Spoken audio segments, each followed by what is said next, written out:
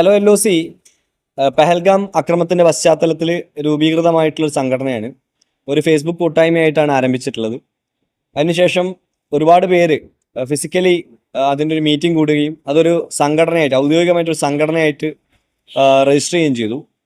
അതിനുശേഷം സംഘടിപ്പിച്ച മീറ്റിങ്ങുകൾ അതിലൂടെയൊക്കെയാണ് ഏകോപനങ്ങളൊക്കെ നടന്നിട്ടുള്ളത്. അങ്ങനെയാണ് ഒരു മൂവ്മെൻ്റായിട്ട് 26 ജീവനുകളാണ് പെഹൽഗാമിൽ പൊലിഞ്ഞത്. നമ്മൾ 26 ബൈക്കുകളുമായിട്ട് പോയിക്കൊണ്ടിരിക്കുകയാണ്.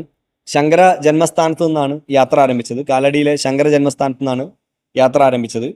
ഇത് LOC വരെ ടീത്വാളിലെ ശാരദാ യാത്രാക്ഷേത്രം വരെയാണ് സഞ്ചരിക്കുന്നത്. ഞങ്ങളുടെ കൂട്ടത്തിൽ എല്ലാ തരത്തിലുള്ള ആളുകളുണ്ട്. സ്ത്രീകൾ, കുട്ടികൾ, കുഞ്ഞുങ്ങൾ, ജോലിയുള്ള ആളുകൾ, അല്ലെങ്കിൽ IT പ്രൊഫഷണൽസ് ആയിട്ടുള്ള ആളുകൾ, എഞ്ചിനീയർമാർ, കർഷകർ, അങ്ങനെ എല്ലാവരും മലയാളി ഒരു ക്രോസ് സെക്ഷൻ എന്ന് പറയാം. ഭാരതത്തിൻ്റെ ദേശീയ വികാരത്തെ ഉണർത്താൻ വേണ്ടി ഭാരതത്തിൻ്റെ തെക്കേ അറ്റത്ത് നിന്ന് വടക്കേ അറ്റം വരെ നമ്മളൊരു വലിയ മെസ്സേജുമായിട്ട് സഞ്ചരിക്കുകയാണ്. ചലോ LOCയുടെ പ്രസിഡന്റ് ശ്രീ മണി കാർത്തിക്കാണ് നമ്മുടെ കൂടെ ഉള്ളത്. Secretary Sukanya Krishna, treasurer Sumesh ji, vice president Ranjith ji, ഇവരൊക്കെയാണ് നമ്മുടെ കൂടെ ഇരിക്കുന്നത്. നമ്മൾ ഇവിടുന്ന് കേരളത്തിൽ നിന്ന് സ്റ്റാർട്ട് ചെയ്ത 26 വണ്ടികളാണ്. ഇടയിലൊക്കെ വെച്ച് നമുക്ക് ധാരാളം ബൈക്കുകൾ ജോയിൻ ചെയ്യുന്നുണ്ട്. അങ്ങനെ നമ്മുടെ മനസ്സിലുള്ള സങ്കല്പ സംഖ്യ 100 ബുള്ളറ്റുകൾ എന്നാണ്. ബുള്ളറ്റ്സ് എഗൻസ്റ്റ് ബുള്ളറ്റ്സ് എന്നുള്ളതാണ് ഇതിൻ്റെ ആശയം. ബുള്ളറ്റുകളെ കൊണ്ട് നമ്മളെ നിശബ്ദരാക്കാൻ വേണ്ടിയാണ്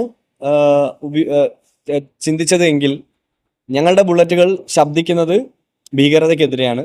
നോ ഫിയർ എഗൻസ്റ്റ് ടെററിസം, അല്ലെങ്കിൽ പറയുകയാണെങ്കിൽ ഭീകരതയോട് യാതൊരു വിധത്തിലുള്ള സന്ധിയുമില്ല എന്ന സന്ദേശം ഉയർത്തിക്കൊണ്ടാണ് ചലോ LOC ടീം യാത്ര ചെയ്യുന്നത്. ഇപ്പോൾ കോയമ്പത്തൂർ ശാരദാ ശൃംഗേരി ആശ്രമത്തിൽ ആണ് എത്തിയിട്ടുള്ളത്. ആദ്യത്തെ ദിവസം വളരെ വിജയകരമായി പൂർത്തിയാക്കി. നാളെ രാവിലെ ഞങ്ങൾ ബാംഗ്ലൂർക്ക് യാത്ര തിരിക്കുന്നുണ്ടാവും. സേഫ്റ്റി, നമ്മുടെ റോഡ് സേഫ്റ്റി കാര്യങ്ങൾക്കൊക്കെ ആയിട്ടുള്ള ഒരു നിർദ്ദേശങ്ങളും കാര്യങ്ങളൊക്കെ സ്വീകരിച്ചിട്ടുണ്ട്. നമ്മുടെ കൂടെ ആളുകളുടെ ഹെൽത്ത്, വെൽനസ് തുടങ്ങിയ കാര്യങ്ങൾക്ക് ഒരു ഡോക്ടേഴ്സ് ടീം സഞ്ചരിക്കുന്നുണ്ട്. സാമാന്യ മെക്കാനിക്സ് കാര്യങ്ങളൊക്കെ അറിയുന്ന ആളുകളുണ്ട്. ഇതൊക്കെയാണ് റോഡ് സുരക്ഷ, ആളുകളുടെ ശാരീരികവും മാനസികവുമായിട്ടുള്ള ബുദ്ധിമുട്ടുകൾ ഇതൊക്കെ പരിഹരിക്കാനുള്ള സംവിധാനങ്ങളുണ്ട്. ഇനി LOCയിലേക്ക് പോകുന്ന സമയത്ത് ഉണ്ടാകുന്ന ദേശീയ സുരക്ഷയുമായി ബന്ധപ്പെട്ട കാര്യങ്ങളൊക്കെ ഞങ്ങൾ പട്ടാളമൊക്കെ ആയിട്ട് സംസാരിച്ചിട്ട് ആണ് തീരുമാനിക്കുന്നുണ്ടാവും. അങ്ങനെ എല്ലാ ചീഫ് മിനിസ്റ്റേഴ്സിനും ഞങ്ങൾ മെയിൽ ചെയ്തിട്ടുണ്ട്. അങ്ങനെ പ്രത്യേകമായിട്ട് ആരോടൊന്നും സപ്പോർട്ട് ചോദിക്കുകയൊന്നും ചെയ്തിട്ടില്ല.